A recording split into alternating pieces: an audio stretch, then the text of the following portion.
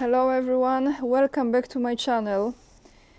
I really want to record the video outside for you, but the weather has been the least sexy weather you can have. It's snow and rain at the same time. At this moment it's not raining / snowing so much, but I have the place to go and hide, just in case. I want to start with something very interesting, but maybe tomorrow I will record the video from that spot. So this morning I went to the Russian consulate to apply, you know, for what? For visa. And as I was standing there waiting for being allowed to enter the building, I look at the name of the street. Just so you know, the place where is Russian consulate, where you can get visa here in Poland, in Warsaw, is by the avenue, aleja, we say in Polish, called Belwederska. It's called Belwederska from Belvedere, which is the name of the palace of the Polish president. However, when I was looking at the name of this avenue, I saw a different name. In Polish, it said Aleja Agresji Rosyjskiej. Ofiar agresji rosyjskiej, sorry, which means the avenue of the victims of Russian aggression. And then I said to myself, wait a second, I think this avenue is still called Belwederska. This is very nice avenue that when you walk that avenue, when you drive that avenue, takes you to Łazienki Park and to Presidential Palace and that area. But I don't know if they just put the name of this street at the front of the Russian consulate for them to read this, which is beyond offensive, or the street has been renamed. I have to double check on this.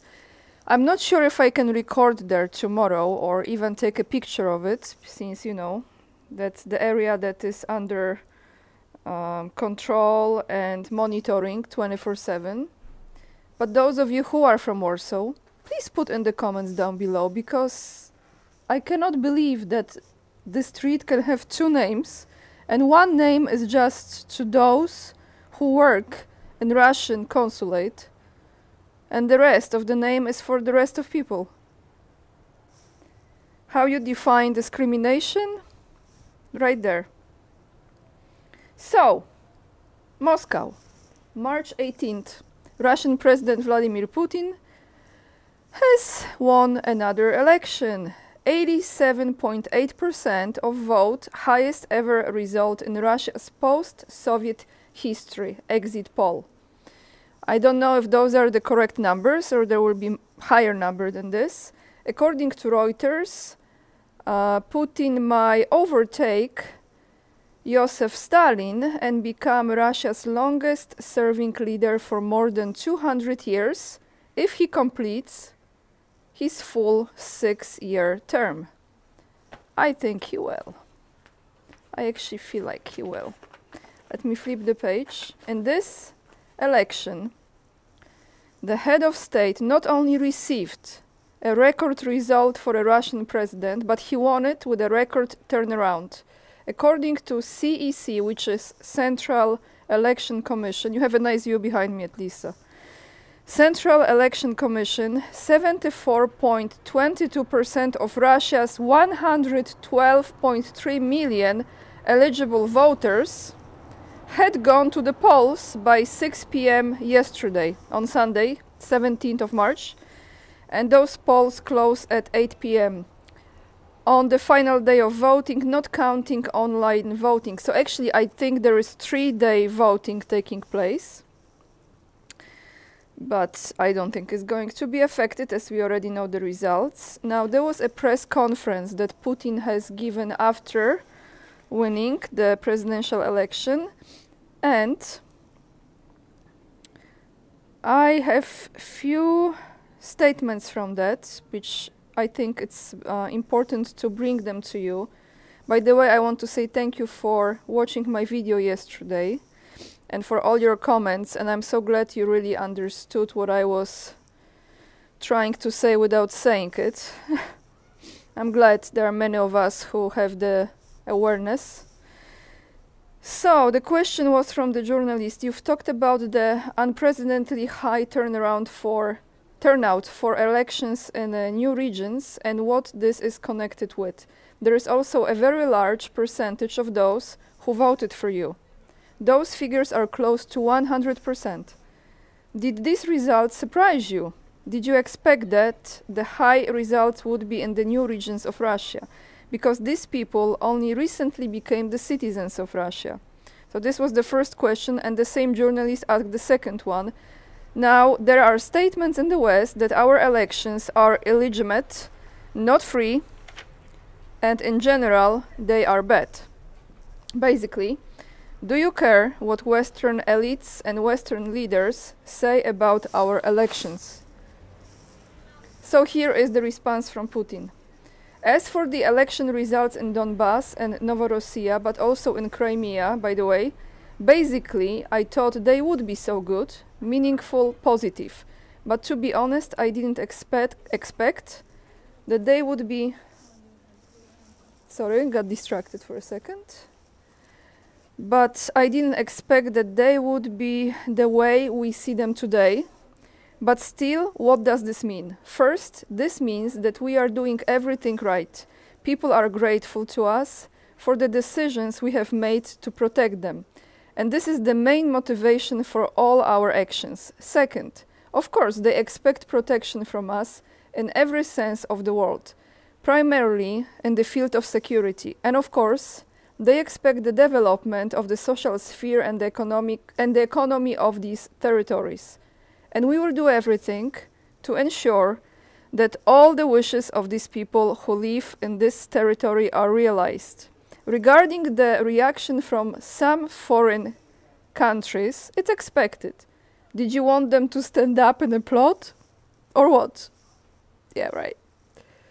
They are fighting us, and by force of arms. And at the same time, they will not applaud those forces, not even me personally, but those forces that stand behind me, that seek to strengthen Russia, its sovereignty, increase its defense capability, its economic independence and sovereignty in the sphere of economics and finance. They set themselves the goal of holding back our development. Of course, they will tell you anything. So here, guys, this is the answer. And let me check. There was one more very good question asked about sending troops. Right. Another journalist said that Macron mentioned about sending troops to Ukraine, NATO troops. Do you think the escalation is possible, and if so, how much likely? And Putin answered, this is important here. Well, I think anything is possible in the modern world, but I have already said, and it is clear to everyone, that this will be one step away from a full-scale World War III. I think that hardly anyone is interested in this. As for the position of the French president, there are already some amendments in the sense that this contingent will perform functions. They will have to train military personnel in Ukraine, explain how to use Western equipment, and perform some other functions of this kind. Today it is not much different from what mercenaries do. In NATO, military personnel are already there, present. We know that. Second, I have to find the next page. We know that. We hear both French and English speech there. There is nothing good in this, first of all, for them, because they die there in large numbers. But ultimately, it is not our choice. If someone wants to slightly cover up internal political problems with their aggressive external rhetoric, then this is a well-known and frequently used technique all over the world. But I would really like France to play not a role that leads to aggravation of the conflicts, to to its aggravation so that it does not provoke this situation, but on the contrary, as was said here, so that we talk about possible ways of a peaceful settlement. In this sense, it seems to me that France could play its role, and all is not lost yet. Maybe I can put this in the title of this video. All is not lost yet. Let me move because I feel a bit distracted here. So, some very important statements in that press conference that he gave right after the victory. But I have another thing for you here, guys. Let me just find it. I have Article 5 that has been voted by absolutely everyone in Polish Sejm. I'm trying to avoid this lady because she's talking and I'm getting distracted. Okay, Article 5 that is in has been absolutely not opposed by anyone in Polish Parliament, in Sejm. And what this is about defending the fatherland, defending Poland. What I want to read you is how old you think, or how young you think, a Polish person can be to be pulled into the army, just in case, to defend. Let me find this article here. You will probably think maybe 25, maybe 21, 18 years of age, until the end of the calendar year in which they turn 60 years of age, and those holding the rank of non-commissioned officer or officers 63 years of age. So what happened is, not long time ago, I don't remember exactly the date, last year, Polish Parliament, we call it Sejm, let's sit next to the bear actually, they met.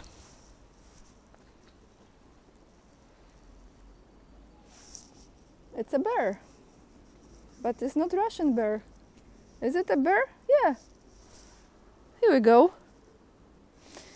So they met, no one opposed, and they signed this thing, which now looks like if you're 18 years old, let me just find the beginning of it. Bear with me, guys, it's a little challenging to record outside in this weather. Article 5. Defense of the fatherland, Poland.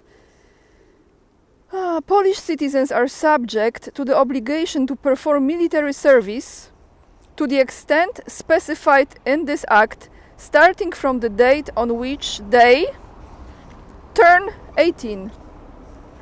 So that's how you also depopulate the nation, right?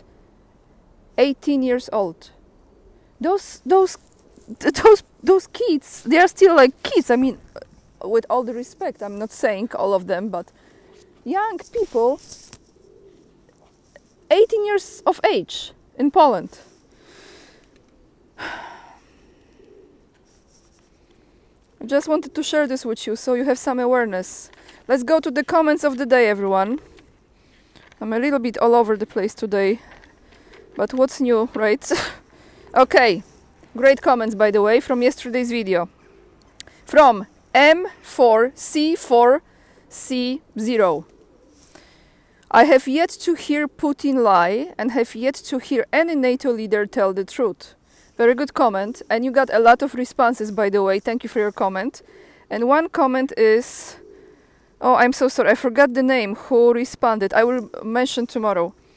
I only know one instance when he denied he was about to invade the Ukraine right before the start of SMO. But that was a tactical move and 100% justifiable. And that was also in the face of Western powers that had done nothing but lie to him and break agreements for 30 years. Vladimir Vladimirovich, someone asked yesterday, what does it mean? So in Russia, when you say the first name, like Vladimir, then you say Vladimirovich, which means the second name is the name of the father. So For example, if his name would be Ivan, it would be Vladimir Ivanovich, right? So anyway, Vladimir Vladimirovich is easily the most truthful leader in the world today. He is the Lee Kuan Yew of Russia. Okay, the second comment is from Polish viewer. Krystyna Mojsiej 4221. This will be read in Polish first, because I know some of you enjoy me reading Polish in Polish. Który prezydent jakiegokolwiek kraju może dostać ponad 87% poparcia? To jest najlepszy lider na świecie, mądry i skuteczny. Oglądałam, jak ludzie tłumnie szli na wybory, stali w kilometrowych kolejkach. Coś niezwykłego. Ja mam rosyjską duszę i życzę Rosji i prezydentowi Putinowi dalszych sukcesów. Alright, let me translate this.